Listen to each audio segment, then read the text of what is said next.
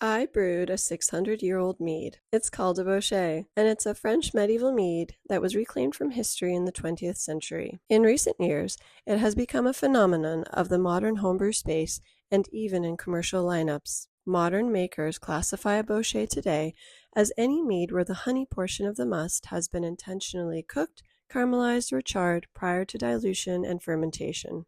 Bochets can be crafted with complementary spices and fruit additions, and can finish in a range of ABVs. When making this Bochet, I opted to stick pretty close to the recipe from 1393.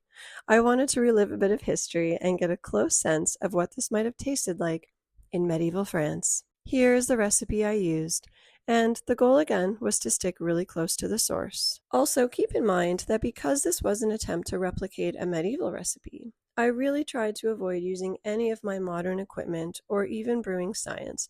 That means no hydrometer to check our initial gravity or nutrient additions to support the yeast activities. So, after all of that, how did it turn out?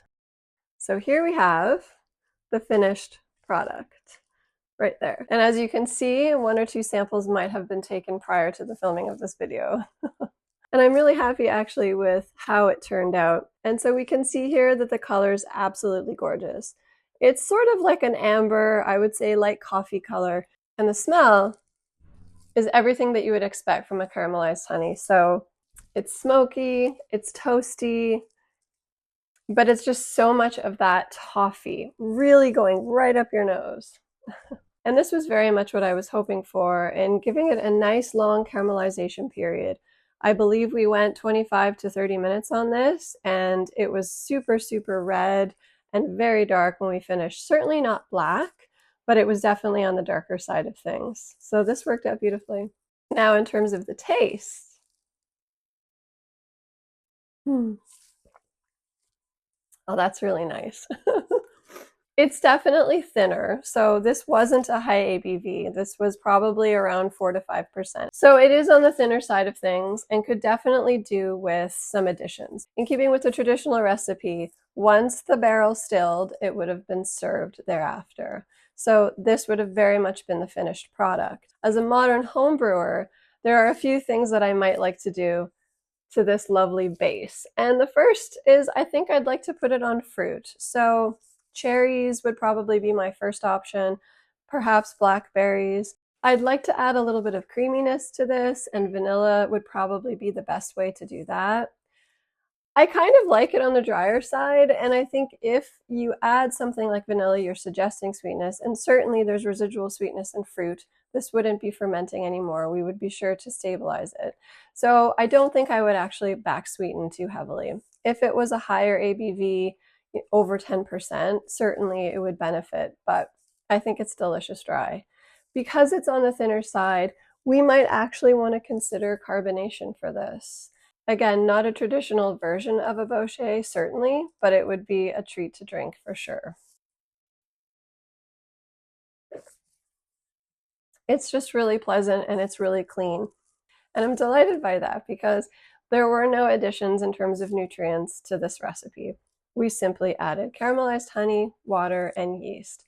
And it was a successful ferment. I don't taste any residual sweetness in this at all. That's fantastic. It only took about 2.5 to 3 weeks, which is consistent with something on the lower end, especially without that nutrient addition. If we had put nutrients in to support the yeast activities, it might have been finished in 10 to 12 days, maybe even less. I can detect a little bit of yeast. I don't actually think that that's from a failed aspect of fermentation, but rather the type of yeast that we used. In my experience, when you use ale yeasts, or really anything that you would typically use to make beer, I often find beery type esters in my finished product. I think with the Bochet, because of the caramelized honey and everything that that flavor aspect brings in, it works really well. And so actually I would probably use an ale yeast with this again. If I was going to intentionally put it on fruit, that might change my plan a little bit, but you can't argue with a really excellent base, and that is what this is. And so I'm really quite happy with how this turned out, especially the fun and joy of making it and wearing period costume as I was doing it. So in answering the question, if somebody handed you a 600-year-old mead to drink, would you drink it? I absolutely would. And more than that, I would make it again and again and again. I hope that you found this collection of videos on bochet making and bochet history as interesting and as exciting as I did to make them and put them together. I can't wait to do more in this space. Thank you so much for joining me on this bochet adventure. May mead be on your table. Cheers.